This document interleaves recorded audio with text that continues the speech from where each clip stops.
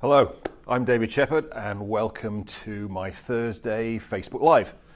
This is, I think, number 26, if I'm correct. And for those new here, I do a Facebook Live every Thursday at 1900 BST, which is British Summertime here in the UK. That would be 1900 GMT when we go back to GMT, which is 1800 UTC. So good morning, good evening, good afternoon, no matter where you might be viewing from around the world. And I do a half an hour Facebook Live every Thursday on a topic of NLP, of timeline therapy, of hypnosis, or a why and Huna. And I've been doing that since the beginning of January. So we're about 26 weeks in. I guess that makes us exactly halfway through the year. Last week, I decided to do Facebook Live about the format system, entitled that Structuring Your Genius, as it's one of the key things that I learned as a presenter, a speaker, or a trainer, which really took my presentations and trainings to another level. In fact, I was just teaching it yesterday here on our Speakers of Influence, our first week of trainers training. So what I've decided to do this week is to follow on from that particular presentation I did last week about the format system and look at another use of the format system, which is to use the format system as a tool for modeling. So if you haven't watched last week's Facebook Live, Structuring Your Genius, then that would be a useful thing to do, because I'm going to assume that you already pretty much know the format system. And we're going to look at a different use of the format system today as far as a really convenient tool to be able to very, very quickly model excellence in somebody else.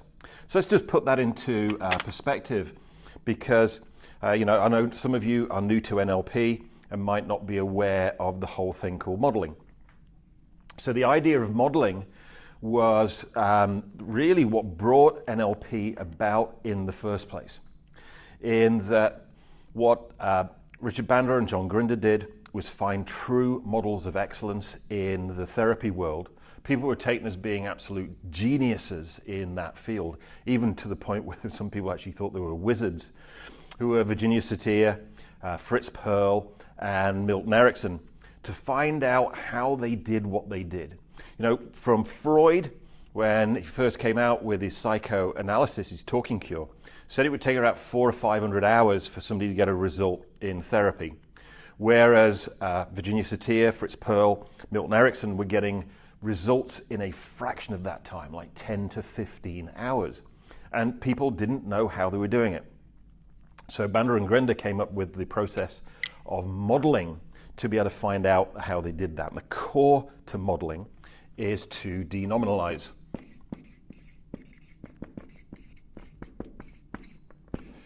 So if we looked at core NLP techniques, if you like, then we've got rapport. If you look at the early books on hypnosis where they talk about rapport, they actually say get into a rapport with your client, or they might even use the French, get on rapport with your client. What Bandler and Grinder did was they said, okay, so there's this state called rapport. How do you do that? And they turned this state into a process. And much of rapport was modeled from Milton Erickson, and out of that model came the techniques. Then also in NLP we have the idea of anchoring. And in behavioral psychology from Pavlov, we have the idea of a stimulus response pattern. What Bandler and Grinder did was, okay, how do we do that? What's the process that creates a stimulus response pattern? And out of that comes the process called anchoring, a set of steps that enable us to create a stimulus response pattern, or what we call in NLP an anchor.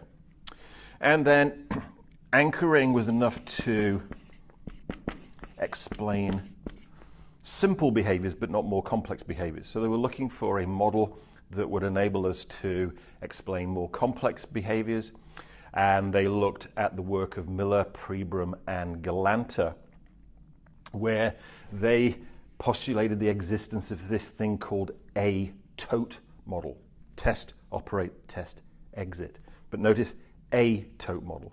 By denominalizing, how do you do that? Turning it back into a process, then we got the whole idea in NLP of strategies. So everything in NLP comes from the process of modeling.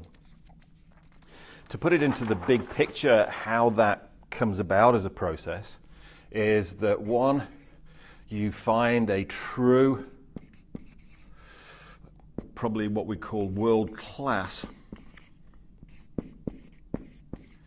model of excellence.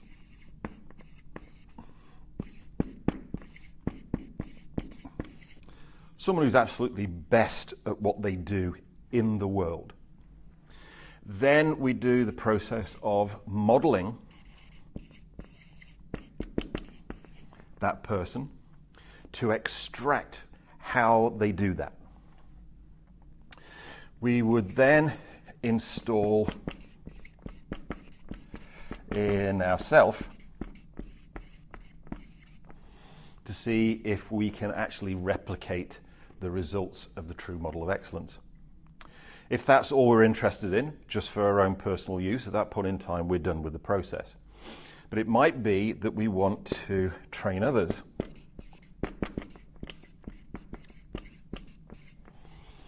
In which case we create a training out of the model, which installs the model in other people. So true world-class models of excellence, Satir, Pearl, Erickson, Bandler and Grinder modeled. Those three people installed the model in themselves, and they found in a dramatically shortened period of time, they were able to replicate the results of these world-class therapists. They then decided that in actual fact, there would be value in other people learning that model. So they created the first NLP practitioner training. Then people wanted more, and they created the first NLP master practitioner training. And then some people came along and said, actually, I would like to be able to run my own practitioner and master practitioner trainings. So what they did was they created a trainer's training where these people actually learned to be able to train practitioners and master practitioners.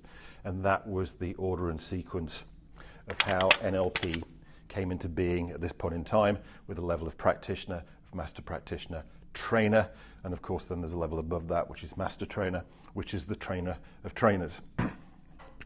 What we're going to look at today is, but I just wanted to put that in the entire perspective, is we're going to look at this bit here. And to be able to do that, what I want to do is to bring together a number of models that I've been talking about over the last few Facebook Lives to make this something that I can condense down into literally a 15-20 minute presentation for you and be able to give you something useful to go away and actually use. So the first model that I want to bring into this is Diltz's neurological levels. I've talked about that used it in several other Facebook Lives.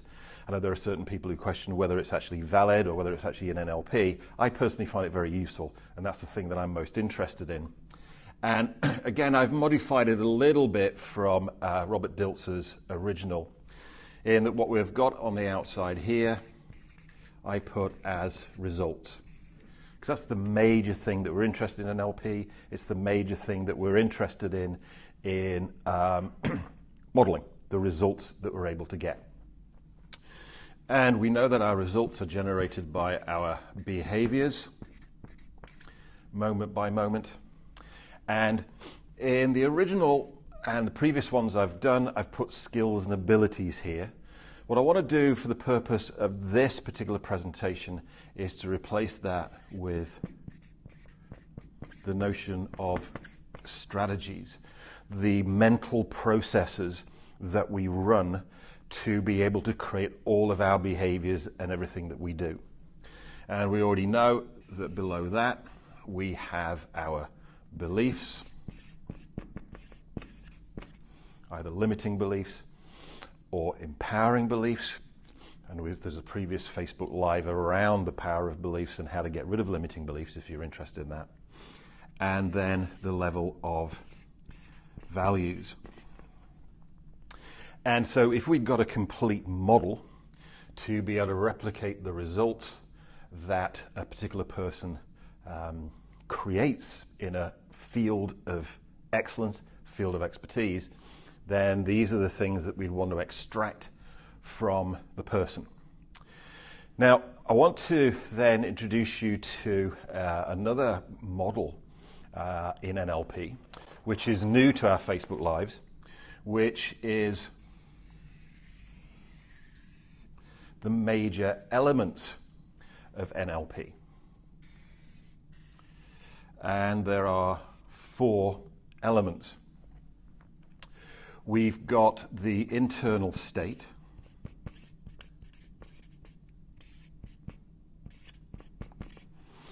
the state that somebody is in, moment by moment. We've got the external behavior, what the person is doing moment by moment. And we've got the internal process, which is what they are doing on their outside, what they're doing, on the inside, what they're doing in their thinking. And all of that over time. Oops. So you can think of this as being time moving this way and this being like a wheel, and that whole thing's turning through time. So if we were to look at this model, this is the elements of NLP.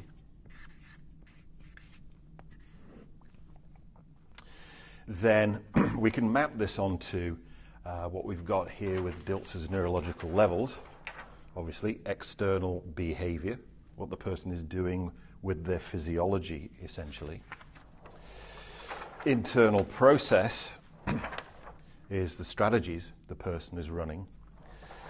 The internal state is the way that the person is feeling moment by moment, and why they're doing what they're doing, which is generated by their beliefs and their values all over time. So what we can do then is we can then map onto here the format system. So if you remember the format system from last week had that there were 4 quadrants that people go through when they're acquiring data, when they're learning something, and they are driven by 4 predominant questions. Why do you do what you do? What? How? And what if? Okay? Now, if we take the format system and map it onto here, onto the elements of NLP, then the internal state is why the person does what they do. This is a really important piece in modeling, because you could essentially elicit a model but then not have the reason why the person does it. So you've got the model of how to do it, but there's no motivation. There's no activation of the model. The external behavior is what the person is doing physically in their behavior. The internal process is how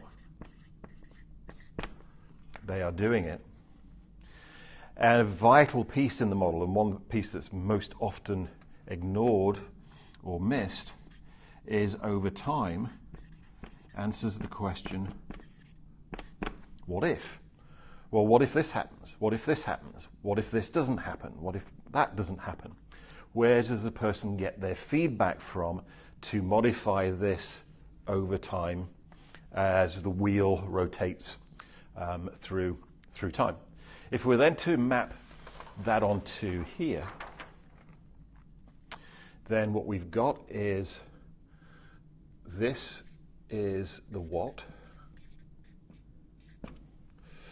this is the how,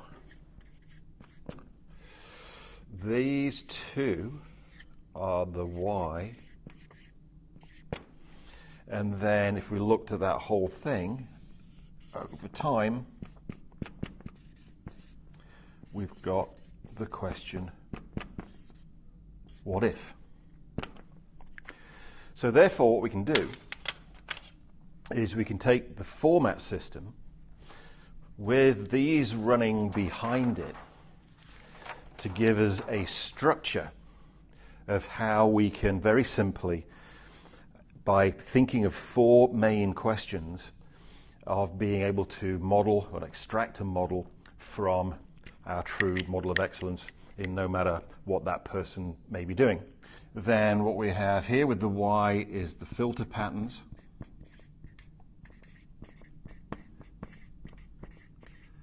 Predominantly beliefs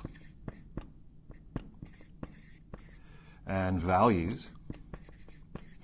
The what is what the person is doing externally, so this is their physiology.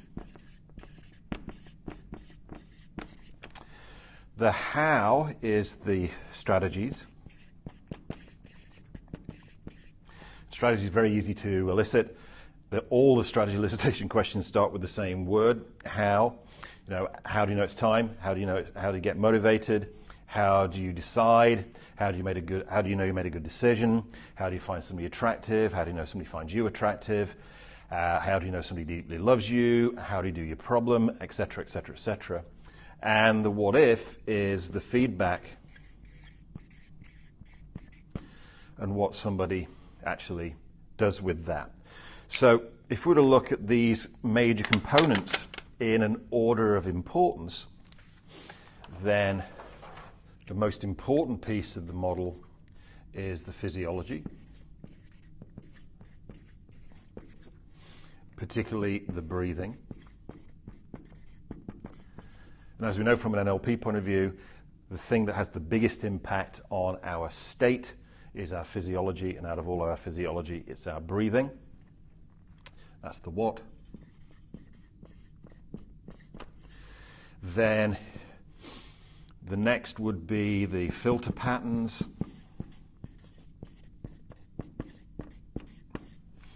which is why they do what they do. It's the thing that creates the emotional drive, the motivation. Then thirdly, the strategies, which is how they do it as far as their internal process. Now I find this quite interesting because I meet a lot of people in the NLP world, and a lot of them think that modeling is just about strategies. Whereas you'll see it's the least important out of these three things. And then feedback is vital over all of this. And here's the reason for this. And I remember when I did my trainer's training in August 1993 in Kona in Hawaii, there were four master trainers on that trainer's training. There was Tad James, there was John Overdorf, there was Julie Silverthorne, and there was Wyatt Woodsmall. I mean, wow, what a team of master trainers! What a privilege and an honor that was. And I very, very remember, even to this day, what is it, like 24 years later, nearly 24 years later, a story that Wyatt Woodsmall told on that trainer's training, which really highlighted the importance of this piece here, which was a story he told about the Olympics in 1980 in Seoul. And the Chinese entered a team to the highboard diving event for the first time ever. Now, for previous Olympics, the Americans dominated that event. And for the previous few Olympics, the American diver that dominated the event was a diver by the name of Greg Louganis. And he just rocked up and got the gold. In 1980, the Chinese came from nowhere, and for a while it looked like they were going to win the gold. They didn't. Greg Louganis still got the gold, but they very, very clearly got the silver. So the coaches of the US diving team wanted to know what on earth the Chinese were doing. Because if they did that the first time they entered the event, what were they going to do in 4 years' time? And what they found was that the Chinese were spending as much time watching Greg Louganis's winning dives as they were actually diving. Great example of the impact of visualization in improving sports performance. So then the coaches went back to Greg Louganis and said, well, how come you still got the gold if they're modeling, if you like using the term modeling, that you're winning dives? And this is what he said. He said, well, on every diving board, there's a sweet spot. And when you launch off the sweet spot, then you know you're going to do a winning dive. But he said, very rarely do I launch off the sweet spot. What he said was that anyone can get to the right place from the right place, but only a champion can get to the right place from the wrong place. And to get from the wrong place to the right place takes feedback. He said, when I've launched off of the diving board and I'm not launched off the sweet spot, I have to change the dive, mid-dive, to get it from the wrong place to the right place. And he said, and that takes feedback. And he coined the phrase, feedback is the breakfast of champions. Now, I don't know if that was actually Greg Louganis who coined that phrase or whatever, but that's where the context that I first heard that phrase, feedback is the breakfast of champions. So this is a vital piece. And again, two areas which are most ignored, if you like, in modeling projects is how does a model of excellence integrate, where do they get their feedback from, and how do they integrate it? And then what's their motivation, their drive to actually do the behaviors?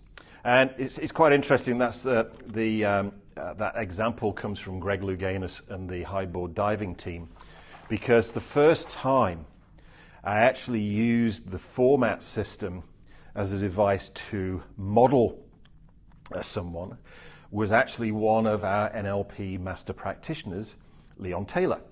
Leon Taylor, our Olympic champion in the tandem highboard diving. And he was actually doing a training with us just before he was about to go out to the Olympics to compete for GB. Unfortunately, he didn't manage to do that, and Tom Daly actually stepped into his place, though Leon actually coached Tom Daly. And I was running an event with a friend of mine, Steve McDermott, who previously, interestingly, we'd done another modeling project on how Steve does his motivational and business speaking at like true world-class level, which we actually integrated into a training called Stand Up, Stand Out. And Leon's a very good friend of Steve. So Steve and I were running this event, and Leon was there. So it's a complete impromptu, just an idea I had, right there and then at the event. I thought, wow, wouldn't it be fantastic if we could do a live modeling interview with our Olympian, Leon Taylor? But I had no time to prep or anything like that. And literally, Leon was there, and it was a case of like, okay, they're just finishing tea. Let's go and get him on stage and do modeling as to what we can extract from Leon as far as how he did what he did and perform at that gold medal level in that particular event. And I thought, how am I going to structure this whole thing so that people, even if they've never done any NLP, are going to be able to get some value from it? And I thought, format system. So obviously the big what for the whole thing was tandem highboard diving.